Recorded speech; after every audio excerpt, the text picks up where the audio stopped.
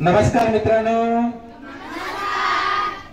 आरोग्यम धनसंपदा या कार्यक्रमामध्ये आज आपण बघणार आहोत कोणत्या प्रकारचं पाणी प्यावं, गरम पाणी प्यावं, थंड पाणी प्यावं, कोमट पाणी प्यावं की नॉर्मल पाणी प्यावं। आज आपण हे पाहणार आहोत की या पाण्याचे कोणकोणते उपयोग आपल्या शरीराला आहेत। आपण हे पाहणार आहोत पाणी कसं प्यावं, केव्हा प्यावं आणि पाणी केव्हा पिऊ नये। सुरुवातीला आपण बघणार आहोत कोणत्या प्रकारचं पाणी प्यावं, गरम प्यावं, थंडगार प्यावं, कोमट प्यावं की नॉर्मल प्यावं। मित्रांनो, कोमट पाणी पिणं आरोग्यासाठी चांगलं आहे, हितकारक आहे। काही लोकांना थंडगार पाणी पिण्याची सवय असते, फ्रीज मधून पाणी काढायचं आणि ते प्यायचं। असं थंडगार पाणी पिल्याने आपल्या ज्या रक्तवाहिन्या आहेत या आकडतात, म्हणजे त्या कॉन्ट्रॅक्ट होतात, त्या आकुंचन पावतात आणि यामुळे आपली रक्ताभिसरण क्रिया ही मंदावते आणि म्हणून थंडगार पाणी आरोग्याला घातक आहे, असं पाणी पिऊ नये। मग गरम पाणी प्यावं का? नाही, गरम पाणी सुद्धा पिऊ नये। अति गरम पाणी पिल्याने जिभेला चटका लागू शकतो, तोंड भाजू शकतं, आपल्या पचन संस्थेतील जे अवयव आहेत या अवयवांना इजा पोहोचू शकते, नुकसान होऊ शकतं, म्हणून गरम पाणी सुद्धा पिऊ नये। पाणी प्यावं तर ते कोमट पाणी म्हणजे कोणतं पाणी की ज्या पाण्यामुळे आपलं तोंड भाजलं जाणार नाही, जिभेला चटका लागणार नाही, पचन संस्थेतील कुठल्याही अवयवाला इजा होणार नाही, अशा पाण्याला आपण कोमट पाणी असं म्हणतो। एखाद्याला कोमट पाणी पिणं शक्यच नसेल तर फार तर त्याने नॉर्मल पाणी प्यावं, पण गरम पाणी आणि थंड पाणी पिऊ नये, ते टाळावं। कळलं? मग कोणत्या प्रकारचं पाणी प्यावं? कोमट पाणी प्यावं। आता आपण हे पाहणार आहोत कोमट पाण्याचे आपल्याला कोणकोणते फायदे आहेत। पहिला फायदा, कोमट पाण्याचा पहिला फायदा, कोमट पाण्यामुळे रक्ताभिसरणाचा वेग वाढतो।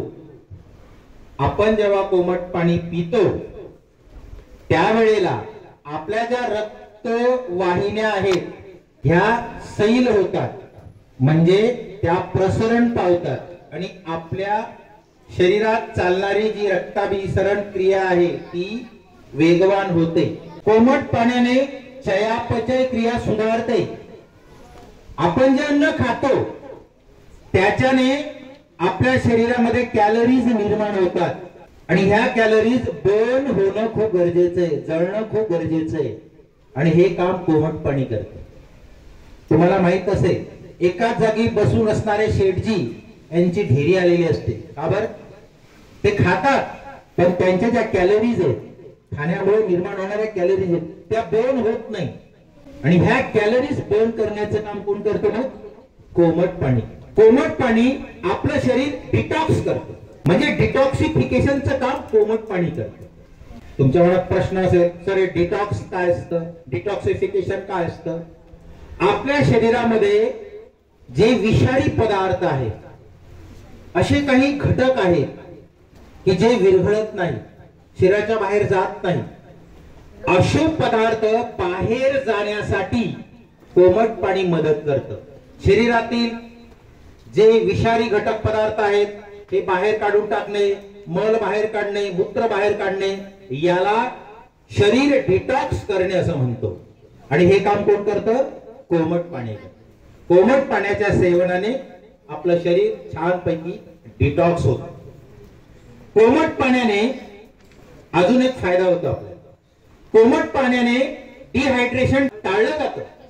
डिहायड्रेशन म्हणजे आपल्या शरीरातील पाण्याचं प्रमाण कमी होणं, पण कोमट पाण्याचं जर सेवन आपण केलं तर आपलं शरीर हायड्रेट राहतं, हायड्रेशनला मदत होते। ह्या कोमट पाण्याचा अजून एक फायदा आहे, आपल्या त्वचेखाली जी कोलेजन असतं या कोलेजनचं प्रमाण ते वाढवतं आणि त्यामुळे आपल्याला ताजतवानं वाटतं, आपल्या चेहऱ्याला पण ग्लो येतो, चकाकी येते असा त्याचा फायदा आहे. कोमट पाण्याच्या सेवनाने आपली जी मज्जासंस्था असते तिला आराम मिळतो.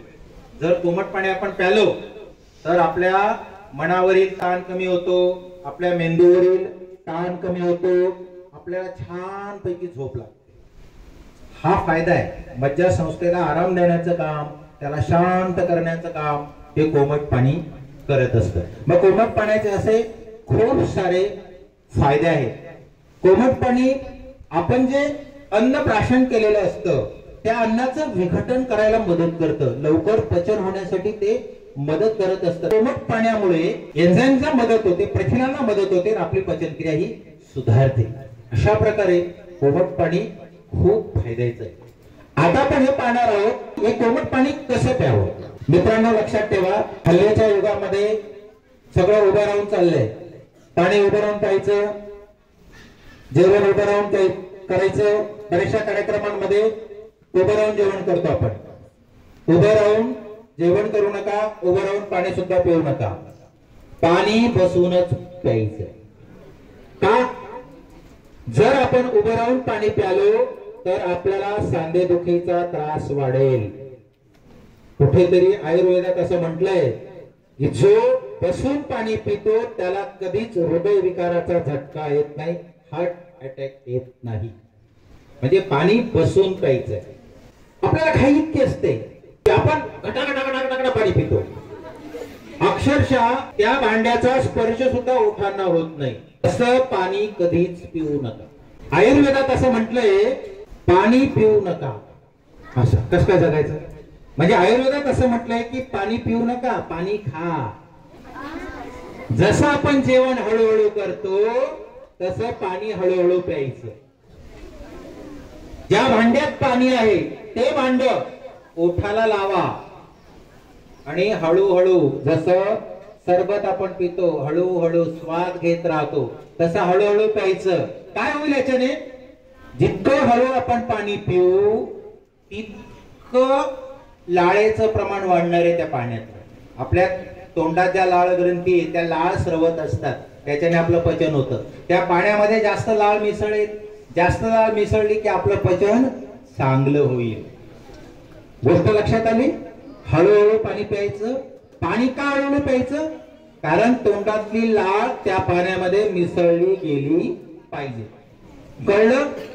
पाणी कसं प्यायचं? पाणी बसून प्यायचं, पाणी हळूहळू प्यायचं, लाळ जास्त मिसळेल या हिशोबाने प्यायचं, म्हणजे आपल्याला ते पाणी पचनाला चांगलं राहील. पाणी कोमटच असणार, आपल्याला कोमटच पाणी जास्त करून वापरायचं. नाही शक्य होत असेल तर आपण नॉर्मल पाणी वापरायचं, थंड आणि गरम तर आपण घेणारच नाही. आता पाणी केव्हा प्यायचं? सकाळी जेव्हा आपण उठतो त्यावेळेला आपण पहिले ब्रश करून घेतो आणि तोंडातली सगळी बाशी लाळ काढून टाकतो. मित्रांनो, ही बाशी लाळ आपल्याला खूप उपयोगाची आहे. त्याला आपण इंग्रजीत सलायवा म्हणतो. जी बाशी लाळ आहे, कालची लाळ, रात्रभर आपण झोपलो आणि ती जी लाळ तयार झाली ती खूप कामाची आहे. म्हणून ब्रश करण्यापूर्वी काय करायचंय? छानपैकी कोमट पाणी घ्यायचं आणि ते खायचं. खायचं म्हणजे हळूहळू प्यायचं. ती सर्व लाळ आपल्या पोटात जाईल, त्याच्यानंतर मग ब्रश. लक्षात आलं? अजून पाणी केव्हा प्यायचं? पाणी 2 जेवणांच्या मध्ये प्यायचं. 2 जेवणांच्या मध्ये पाणी प्यायचं. दुपारी जेवतोय आपण, रात्री जेवतोय, त्याच्यामध्ये आपण पाणी पिऊ शकतो. पाणी तहान लागली की प्यायचं. जेव्हा तहान लागले तेव्हा पाणी प्यायचं. जेवताना जर तिखट लागलं काही किंवा ठसका आला तरच एखादा घोट पाणी प्यायचं. पाणी केव्हा केव्हा प्यायचं लक्षात आलं? आता पाणी केव्हा नाही प्यायचं ते सांगणार, प्रश्न विचारणार आहे बरं मी. आता पाणी केव्हा नाही प्यायचं? जेव्हा आपण लघवीला जातो आणि जर आपली लघवी ही पाण्यासारखी स्वच्छ ट्रान्सपरंट होत असेल तर पाणी पिऊ नका. आपल्या शरीराला पाण्याची गरज नाही. अशा परिस्थितीत जर आपण पाणी प्यालो तर मूत्रपिंडावर लोड येईल, त्याला ताण येईल. गरज नसताना आपण पितोय त्याला ताण येईल.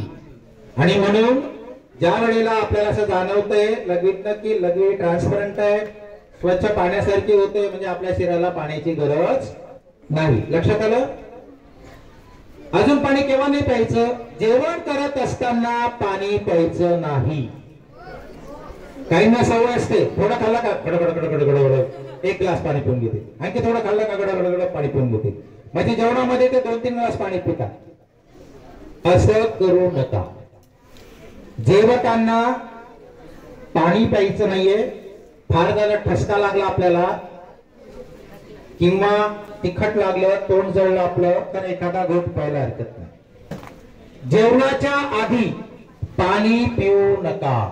ज्याला वजन कमी करायचंय त्यांनी जेवणाच्या आधी पाणी प्यायचं. जेवणाच्या आधी पाणी पिल्यावर पोट भरल्यासारखं वाटतं, अन्न आपल्याला कमी जातं, आपलं वजन कमी होतं.